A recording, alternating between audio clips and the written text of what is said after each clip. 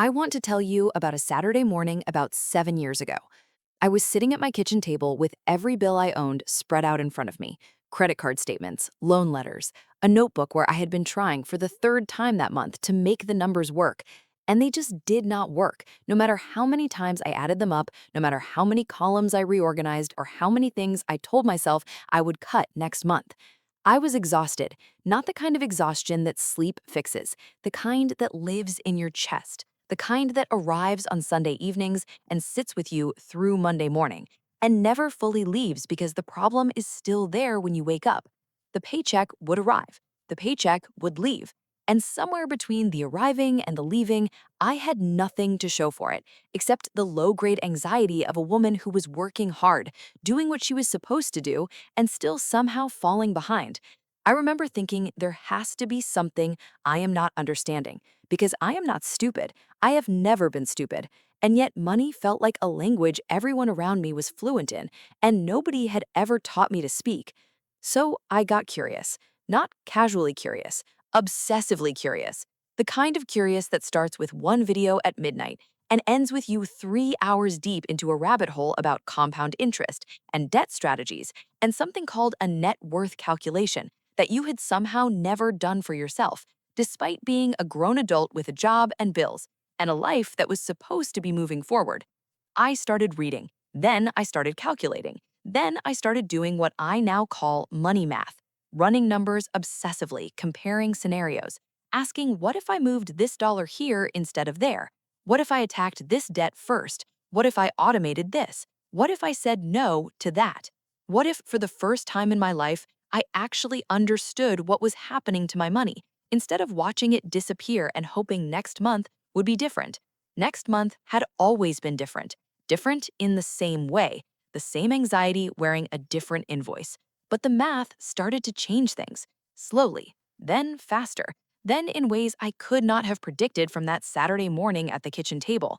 And somewhere in the middle of all of that research, somewhere between understanding how interest compounds against you and how it compounds for you, depending entirely on which side of the equation your money is sitting on, I noticed something that made me angry in the specific, productive way that anger sometimes works.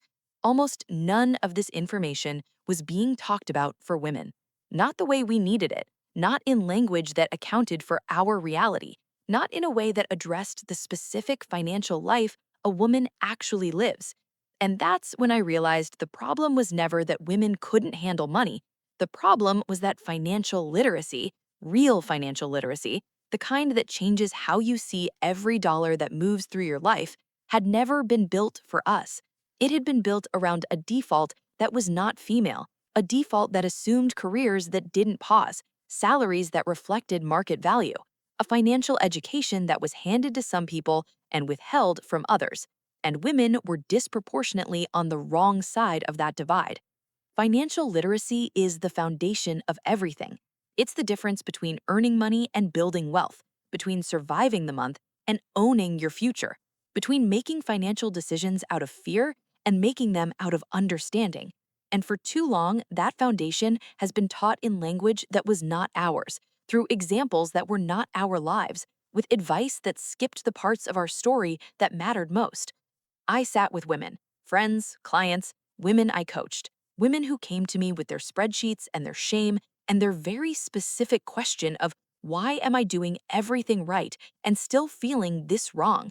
And what I heard over and over was the same thing. Nobody had ever explained this to them in a way that felt like it was built for their life. The content existed, the information existed, but it was packaged for someone else.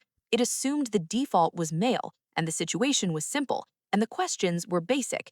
And somewhere along the way, the message landed, consciously or not, that finance was complicated, and complicated things were for other people. I had believed that message too, until I stopped believing it, until I sat at that kitchen table and decided that understanding my money was not optional anymore. I got curious, researched, and got educated. That's what this channel is. Financial literacy tailored specifically for women, not a simplified version, not a watered down version, the real thing. The rules that actually move the needle, explained in language built for the life you actually live. Financially Her is what I wish had existed when I was sitting at that kitchen table. It is built from the questions women have asked me across years of coaching and conversations. From the sessions where a woman finally said out loud the number she had been too ashamed to say.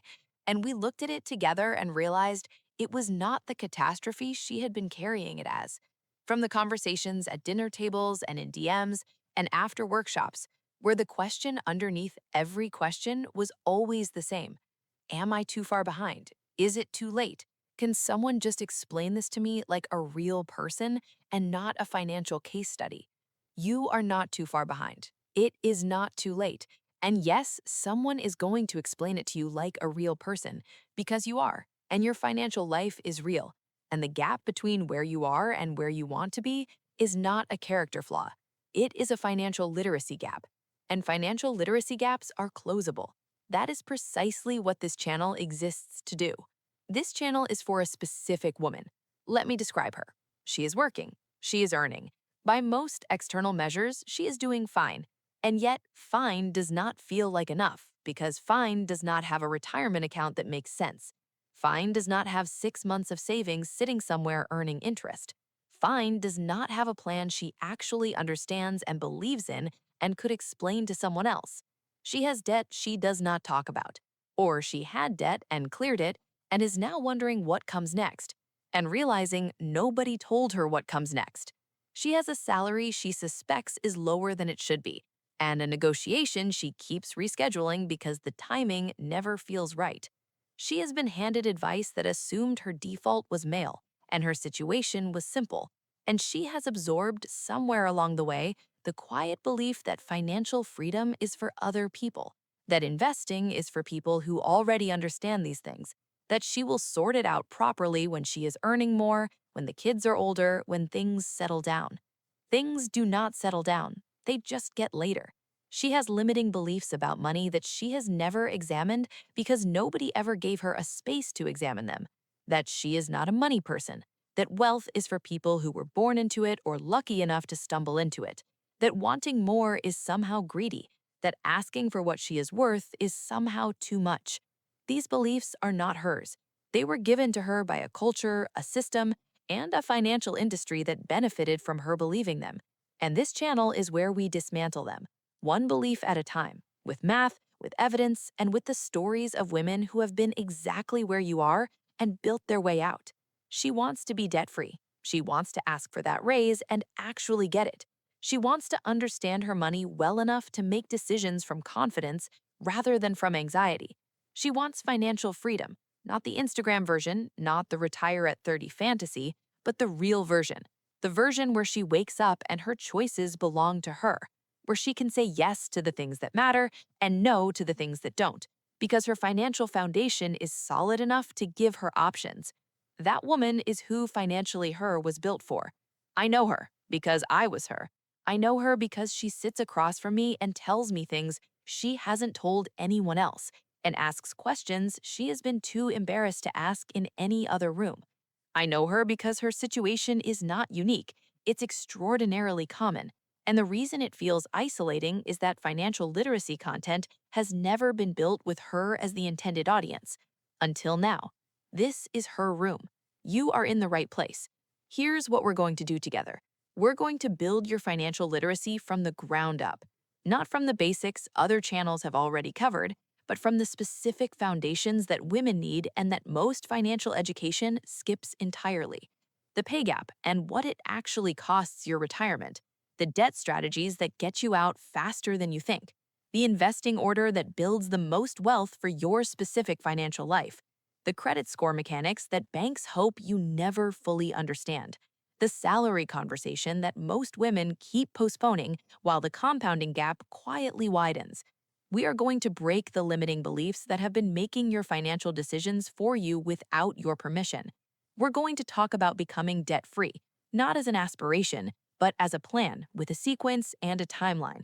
We're going to talk about asking for that raise, building the emergency fund, opening the retirement account, understanding the investment, and owning the financial future that was always available to you, even when the system made it feel like it wasn't. We are going to bridge the gap, the knowledge gap, the confidence gap, the wealth gap, the gap between the financial literacy content that exists and the financial literacy content that was actually built for the life women live. I have been where you are.